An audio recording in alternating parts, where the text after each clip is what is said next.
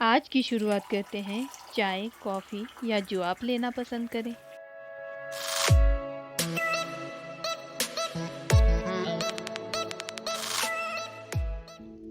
प्रकृति हमसे कुछ नहीं मांगती, बस हमें देती जाती है, लेकिन लालच करने पर वह हमें दंड भी देती है। हेलो दोस्तों, स्वागत है आपका मेरे channel study and motivation with K two पर।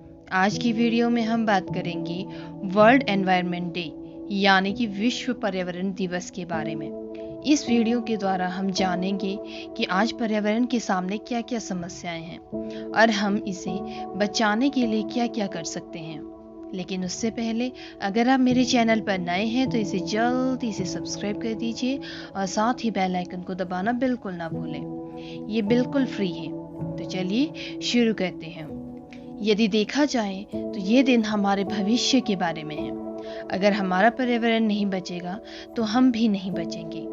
इसीलिए अर्थ डे के साथ साथ यह दिन बाकी सभी दिनों से कहीं अधिक महत्वपूर्ण है, क्योंकि बाकी दिन भी तभी मनाए जा सकते हैं जब उन्हें मनाने के लिए हम बचे रहेंगे। सन 1972 अंतर्राष्ट्रीय पर्यावरण राजनीति का महत्वपूर्ण साल था, क्योंकि इस साल 5 जून से 16 जून तक यूनाइटेड नेशन के तत्वाधान में स्वीडन की राजधानी स्टॉकहोम में एनवायरमेंटल इश्यूज को लेकर पहली मेजर कॉन्फ्रेंस की गई। इस कॉन्फ्रेंस को कॉन्फ्रेंस ऑन ह्यूमन एनवायरनमेंट या स्टॉकहोम कॉन्फ्रेंस के नाम से भी जाना जाता है। इस कॉन्फ्रेंस का लक्ष्य मानव परिवेश को बचाने और बढ़ाने की चुनौती को हल करने के तरीके के बारे में आम धारणा तैयार करना था। इसके बाद इसी साल 15 दिसंबर संयुक्त राष्ट्र महासभा ने एक प्रस्ताव पारित किया और प्रतिवर्ष 5 जून को विश्व पर्यावरण दिवस के रूप में मनाने की घोषणा की।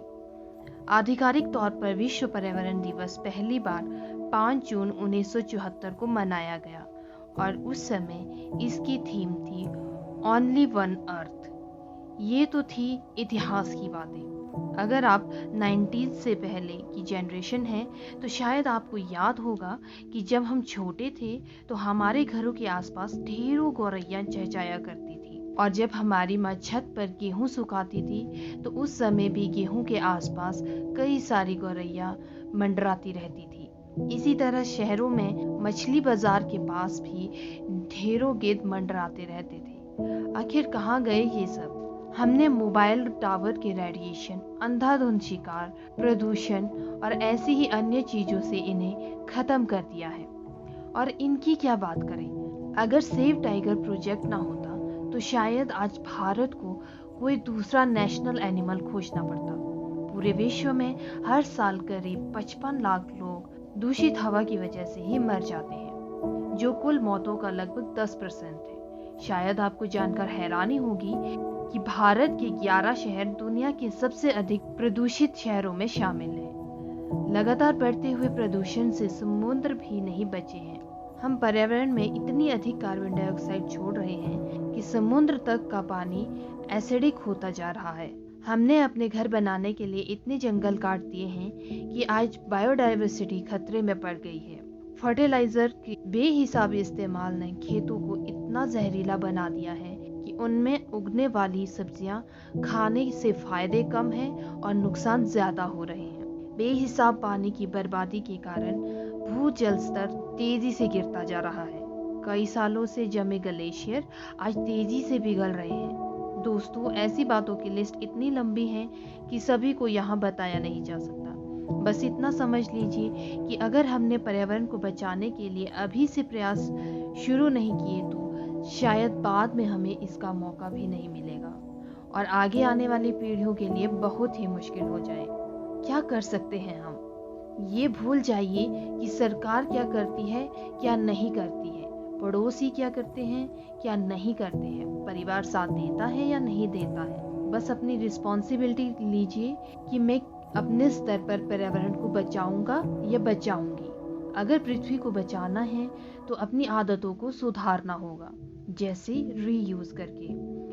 बहुत सी चीजें हैं जिनको हम नहीं तो कोई और इस्तेमाल कर सकता है, जैसे कि पुरानी किताबें, कपड़े, मोबाइल, कंप्यूटर आदि ऐसी कई पुरानी चीज़ों को फेंकने के बजाय किसी ज़रूरतमंद व्यक्ति की मदद की जा सकती है और इसे रीयूज़ किया जा सकता है। पिछले दौर को याद कीजिए, हम सीमित चीज़ों के साथ रहते थे। चप्पल टूटने पर मोची के पास चले जाते थे, कपड़े फटने पर दर्जी के पास चले जाते थे, मशीन खराब होने पर इसे बनवा लेते थे। कई बार तो इन सभी चीज़ों को हम खुद ही करने लग जाते थे। लेकिन अब लोग यूज एंड थ्रो को फॉलो करते हैं, यानी कि चीज़ों को इस्तेमाल करते हैं और फिर फेंक देते हैं। सीमित संसाधनों के साथ रहने में शर्मिंदगी नहीं, गर्व होना चाहिए। रिसाइकल प्लास्टिक, अगर इसको जलाएं तो इससे डाइऑक्सिन तथा फ्यूरॉन जैसे रसायन हवा के जरिए हमारे शरीर में प्रवेश कर जाते हैं और हम बीमार हो जाते हैं। ऐसी चीज़ों को रिसाइकल करना ज़रूरी होता है। पेड़ लगाएं।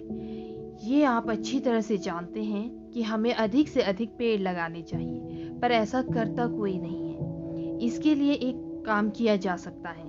जब कभी आपका जन्मदिन आए या आपके बच्चे का जन्मदिन आए तो उस दिन एक पेड़ अवश्य लगाएं और साथ ही साथ उसकी देखभाल भी ज़रूर करें।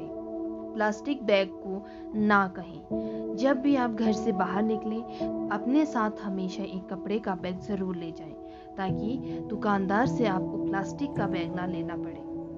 बिजली बचाएं। हम जितनी अधिक बिजली बचाएंगे उतनी कम बिजली प्रोड्यूस करनी पड़ेगी।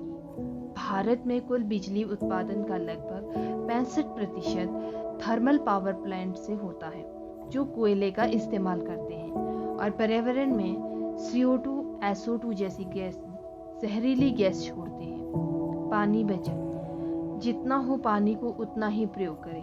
कहीं पर भी नल खुला दिख जाए तो उसे तुरंत बंद कर दें। खाना बर्बाद ना करें।